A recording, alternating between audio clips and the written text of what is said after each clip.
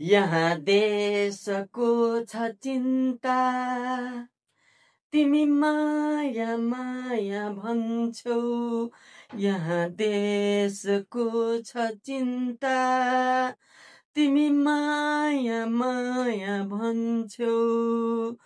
साँच्चै नबुझ्ने हो कि, साँच्चै नबुझ्ने हो कि, नबुझ्ने जस्तै बन्छौ। यहाँ देशको छ चिन्ता। देशभक्तिपूर्ण यी गीतका लाइनहरूसँगै यहाँहरू सम्पूर्णमा मेरो नमस्कार। सम्पूर्ण बुवा आमा दाजुभाइ दिदीबहिनी तथा जेन वाई र जेन जी वर्गहरू, साथसाथै विगत 3 दशक बढीदेखि मेरा अनवरत रूपमा रहेका विद्यार्थी भाइ बहिनीहरू, म हुँ भवानी प्रसाद भुषाल, यानि कि यहाँहरूको प्यारो भवानी सर।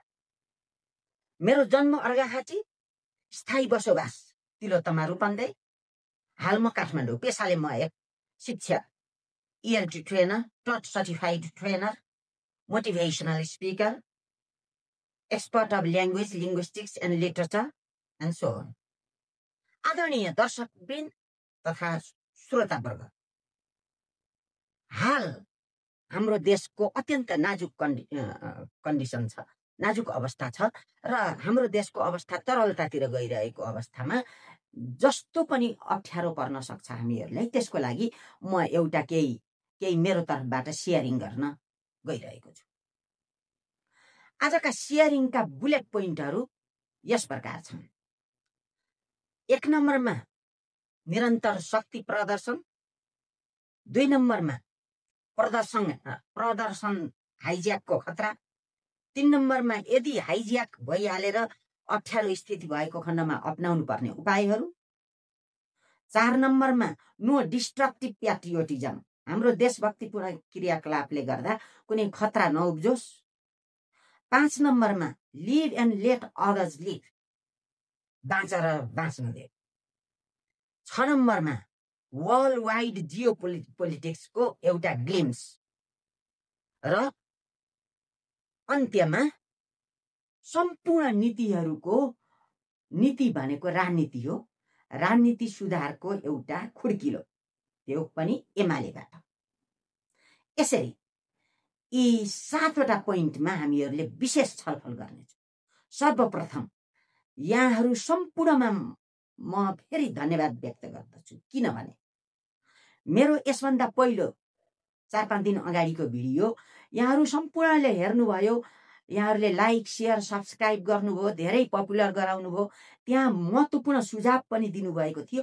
म सकेसम्म यहाँहरूको सुझावलाई पालन गर्न कोसिस गरिरहेको छु। सम्पूर्णतया सुधार गर्न एकैपटकमा त सम्भव नहोला, किनभने सानैदेखिको बानी पनि हुन सक्छ। म मेरो बानी, खराब बानी पनि सुधार गर्ने प्रतिबद्धता व्यक्त गर्दछु।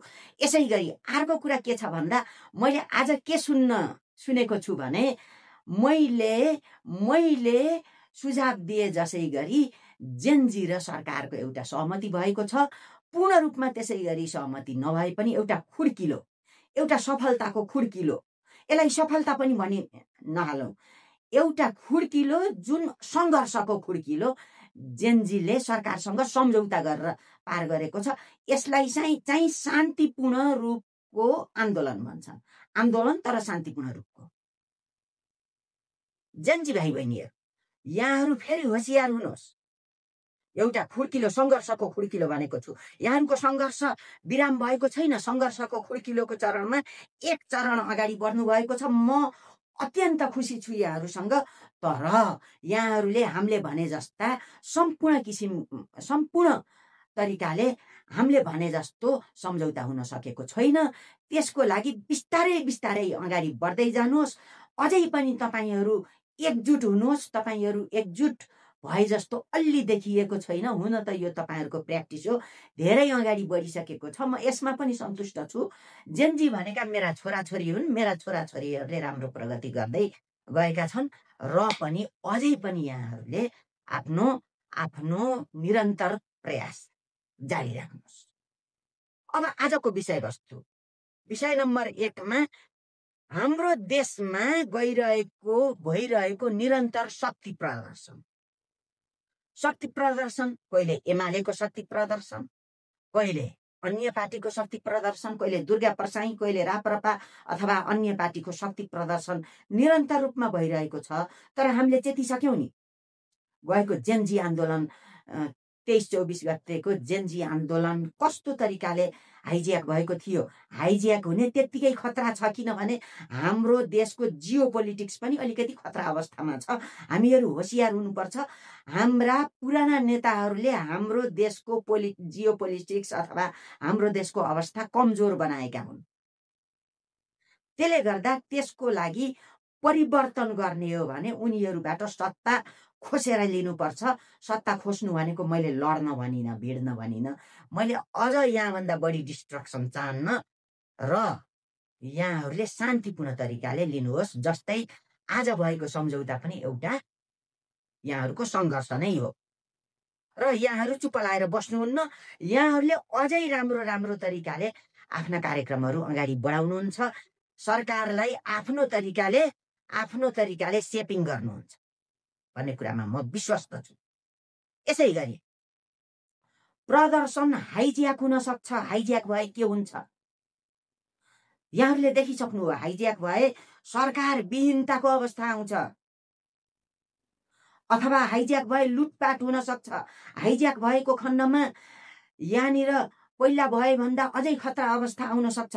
विदेशी सेना नेपालमा आउन सक्ने अवस्था आउन सक्छ, विभिन्न न्यु पारेर अथवा विभिन्न खालको अशान्तिको न्यु देखाएर। त्यो अवस्थामा हामीले के गर्ने त? अपनाउनु पर्ने उपायहरू छन्। उपायहरू के छ भने त्यो अवस्थामा पनि शान्तिपूर्ण अवस्था राख्ने, हामीले शान्तिपूर्ण अवस्था कायम गर्ने। हामीले प्रत्येक टोलको सुरक्षा आफै गर्नुपर्छ। त्यो समय धेरै लामो हुँदैन, 2-3 दिनदेखि 4-5 दिनसम्मको समय हुन सक्छ। त्यो समयमा आफ्नो टोलमा हामीहरू ग्रुपमा रहेर आफ्नो टोलको सुरक्षा आफै गरौँ र तुरुन्तै शान्ति फर्केर आउँछ यदि त्यस्तो भएको खण्डमा।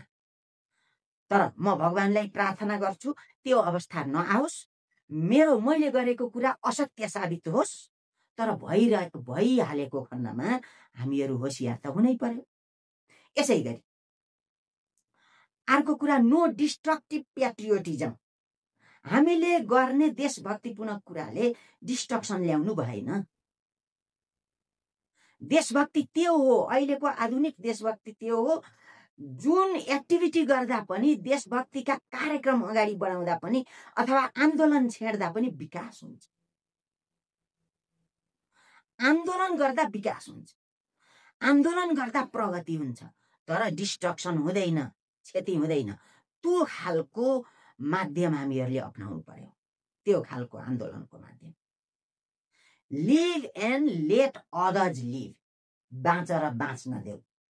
बाँच, पहिला हामी आफू बाँचौँ। जेनजी तथा अन्य दाजुभाइ दिदीबहिनी बुवा आमा सम्पूर्णलाई भनेको छु, मेरा दशकौंदेखिका विद्यार्थी भाइ बहिनीहरूलाई पनि भनेको छु, पहिला हामी बाँचौँ र अरूलाई बचाउँ। बाँच र बाँच्न देऊ अथवा अरूको मानव अधिकारको सम्मान गरौँ। त्यो तरिकाले हामी अगाडि बढ्नु पर्दछ र त्यही तरिकाले यहाँहरूले आफ्ना एक्टिभिटीहरू अगाडि बढाउनु होला। म लामो बनाउँदिन यो भिडियोलाई।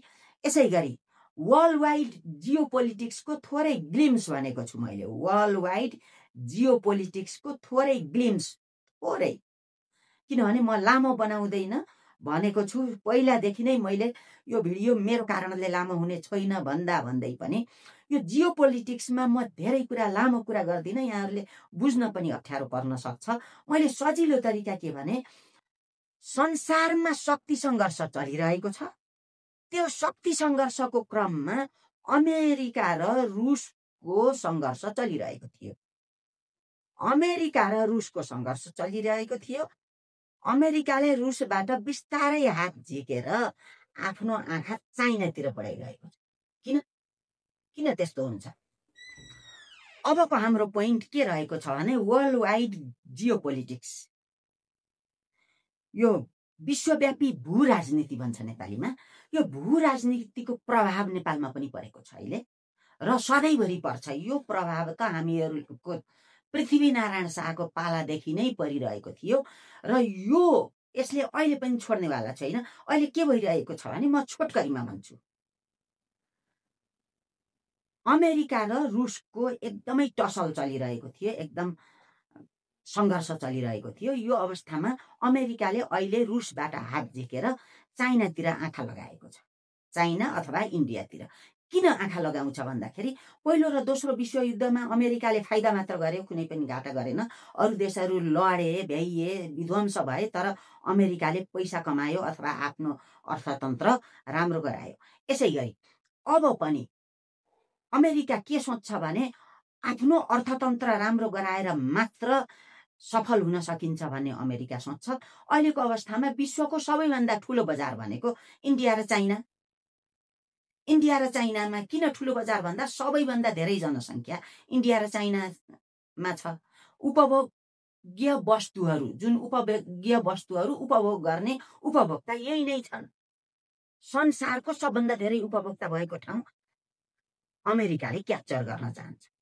क्याप्चर गर्ने क्रममा कहाँबाट सजिलो हुन्छ भन्दा नेपालबाट सजिलो हुन्छ। उसले नेपालमा ठाउँ खोजिरहेको छ। तर तपाईँ हामीहरूले के बुझ्नुपर्छ भने अहिलेको अवस्थामा कुनै पनि देशले यत्तिकै अर्को देशमा घुस्न सक्दैन। तर एउटा अवस्था छ, यदि हाम्रा देशका नेताहरूले, यिनै नेताहरूले धोका दिए भने घुस्न सक्छ। किनभने धोका दिने क्रम चलिरहेको थियो। अहिले जेनजी मुभमेन्टले यसलाई ब्रेक गरे जस्तो मैले मानेको छु। के क्रम चलिरहेको थियो भन्दा गगन थापाहरू लगायत अथवा काङ्ग्रेस एमालेका नेता, माओवादीका नेताहरूले एमसिसीको सम्झौता गरिसकेका थिए।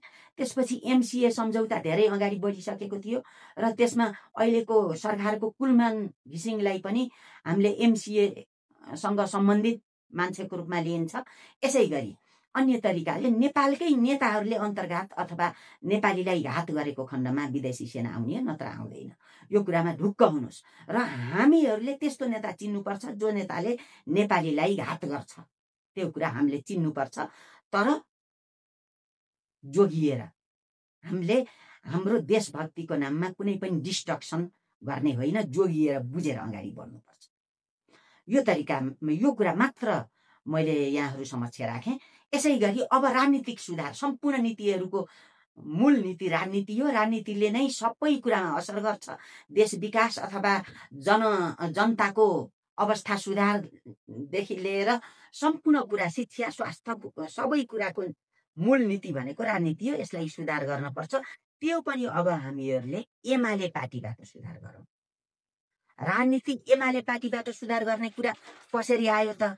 किन एमाले पार्टीबाट सुधार गर्ने भन्दा अहिले आसन्न एमालेको महाधिवेशन पर्सि 27 गतेदेखि छ। पर्सि 27 गतेदेखि हुँदै गरेको महाधिवेशनमा नै एउटा यस्तो चान्स छ, पार्टीलाई सुधार गर्ने चान्स छ।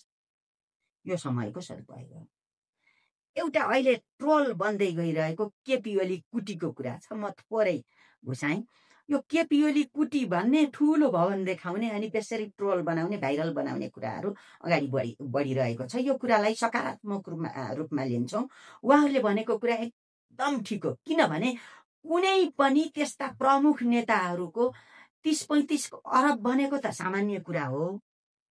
30-35 अरब बनेको सामान्य कुरा हो। उहाँहरूका कोठाहरूमा देखेका पैसा भनेका 2-4 दिन यता आएका व्यवस्थापन गर्न नभ्याएका पैसा मात्र हुन्। धेरै पैसाहरू व्यवस्थापन 8-10 दिन अगाडिको पैसा त व्यवस्थापन भइसकेको थियो।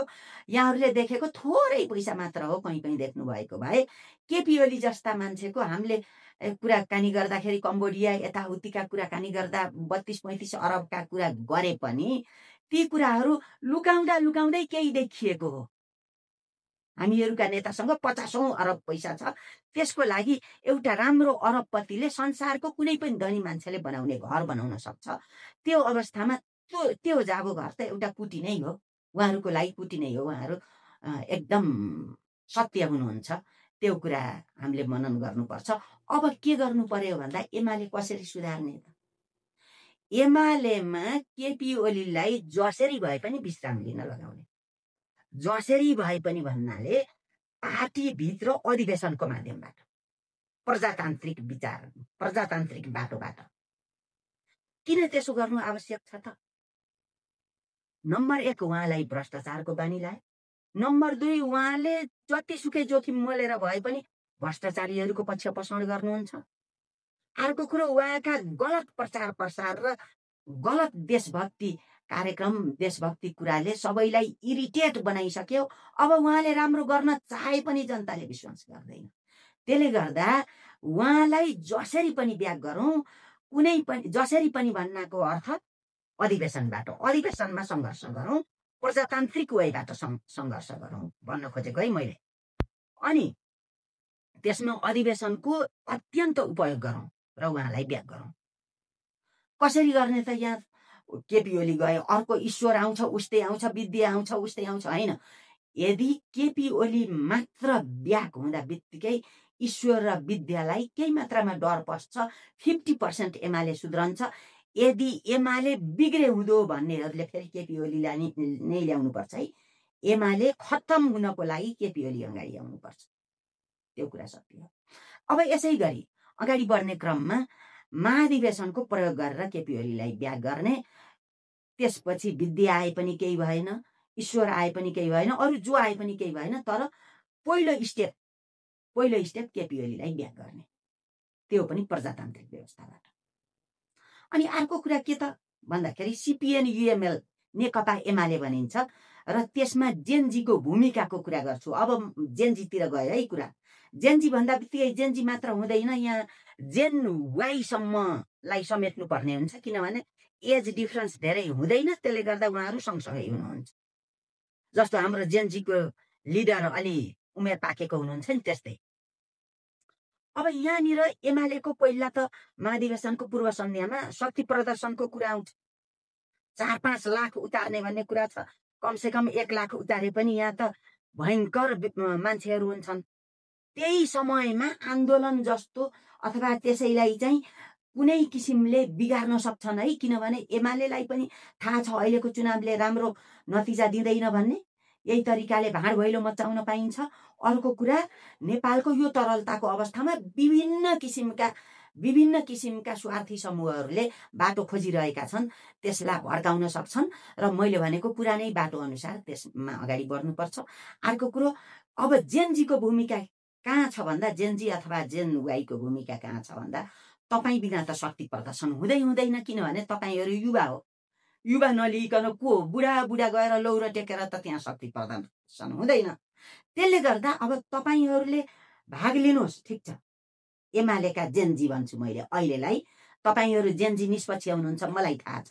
एमालेका जेनजीहरूले अथवा जेन वाईहरूले भाग लिनुहोस्, मजाले लिनुहोस्, एक्टिभ बन्नुहोस्। तर उहाँहरूलाई शक्ति प्रदर्शन मात्र देखाएर होइन, बन्द सत्रमा घुसेर शक्ति प्रदर्शन गर्नुहोस्। बन्द सत्र तपाईँको कब्जामा हुनुपर्छ र तपाईँले भने अनुसारको नेतृत्व अगाडि बढ्नुपर्छ है।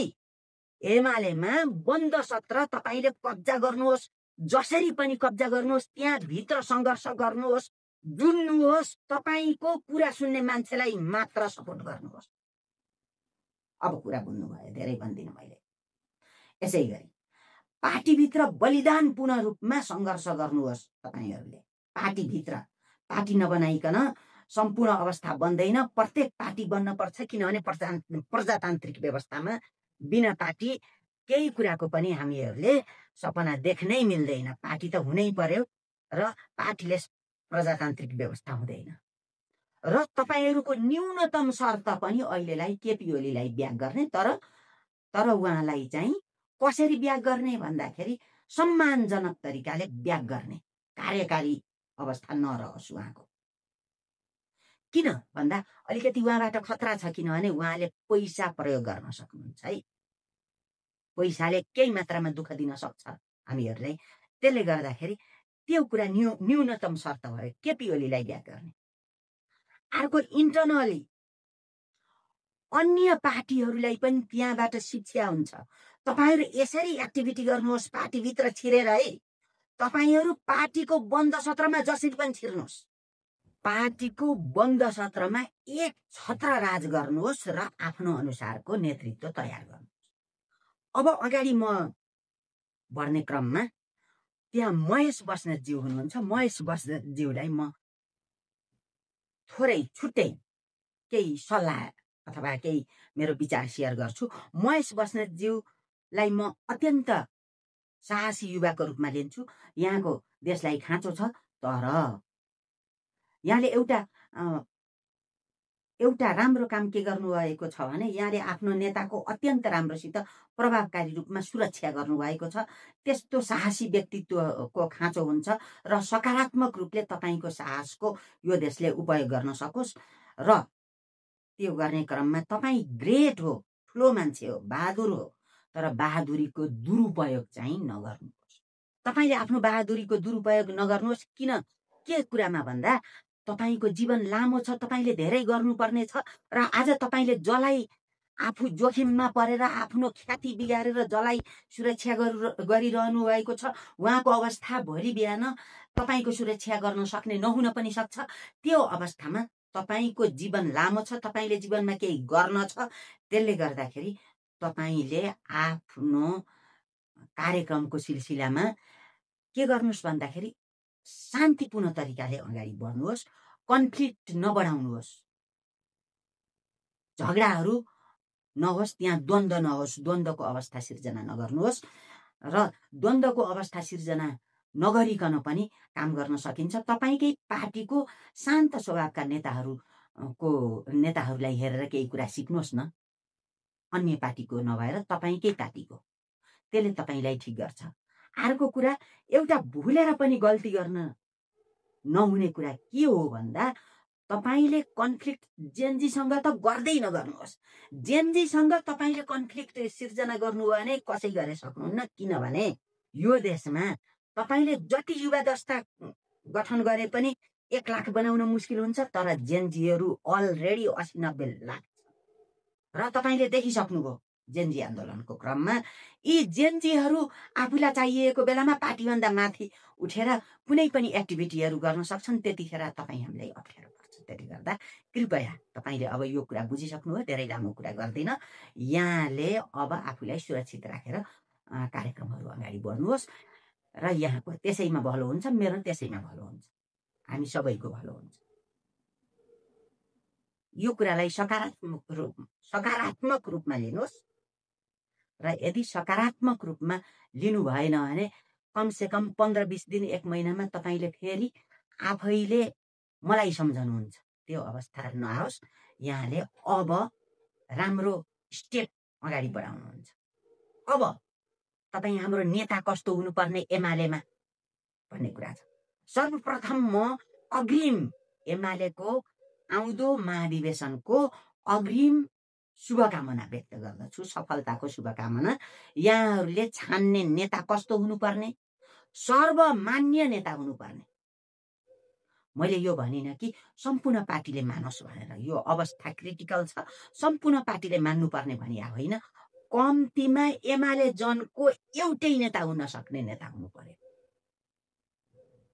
महाधिवेशन भ्याइने क्रममा सम्पूर्ण एमाले जनले स्वीकार्ने नेता हुनु पर्यो। त्यस्तो अवस्थाको नेता तपाईको महाधिवेशनले चुन्न सफल होस्। मैले एउटा अहिलेको उदाहरण हजुरहरूलाई देखाउँछु। अहिले कुनै पनि मान्छेको योग्यता भनेको नक्खु कारागारमा पुग्ने, रविलाई भेट्ने मात्र छ। रविलाई भेटेर निस्केपछि मात्रै उसले आफ्नो मन हल्का बनाउँछ। रविलाई भेटेर निस्केपछि मात्र आफूले उम्मेदवारी घोषणा गर्छ। रविलाई भेटेर निस्केपछि मात्र पार्टीमा एक्टिभिटीहरू अगाडि बढाउँछ। यदि रविलाई नभेटेका मान्छेहरू ढुक ढुक ढुक ढुक ढुक ढुक ढुक ढुक के गरौँ के नगरौँ भन्ने अवस्थामा छन्। त्यस्तो ठुलो विश्वास, सबैको विश्वास, एउटा पार्टी होइन सबै पार्टीको विश्वास, अहिले त्यस्तो अवस्था छ। त्यस्तो नै नभए पनि कमसेकम सम्पूर्ण एमालेले मान्ने नेता होस् भन्न खोजेको मैले। यसै गरी अब म अन्त्यमा यहाँहरूलाई धेरै धेरै धन्यवाद। यहाँहरूले आफ्ना अमूल्य सल्लाह सुझावहरू दिनुभयो। त्यस अनुसार मैले आफ्नो भिडियोलाई परिमार्जन गर्न कोसिस गरेको छु। पहिला भन्दा अहिले धेरै राम्रो मान्नुहुनेछ भन्ने मैले आशा गर्दछु। यसै गरी यो भिडियोलाई अमूल्य यो भिडियो हेरेर अमूल्य सल्लाह सुझावहरू दिनुहोला। यहाँहरूको प्रत्येक कमेन्ट मैले पढ्नेछु र रिप्लाई गर्नेछु। त्यसले गर्दाखेरि यहाँहरूले कमेन्ट, आफ्ना अमूल्य कमेन्टहरू पनि दिनुहोला भन्दै यो भिडियो सम्पूर्ण स्टेक होल्डर समक्ष पुर्याउनको लागि व्यापक रूपमा लाइक, सेयर, सब्सक्राइब गरेर साथ दिनुहोला भन्दै यहाँहरू सम्पूर्णमा मेरो हृदय कुञ्जदेखि नै मुरी धन्यवाद। हवस् त, म भवानी प्रसाद भुषाल अर्थात् यहाँहरूको प्यारो भवानी सर, विगत 32 वर्षदेखि।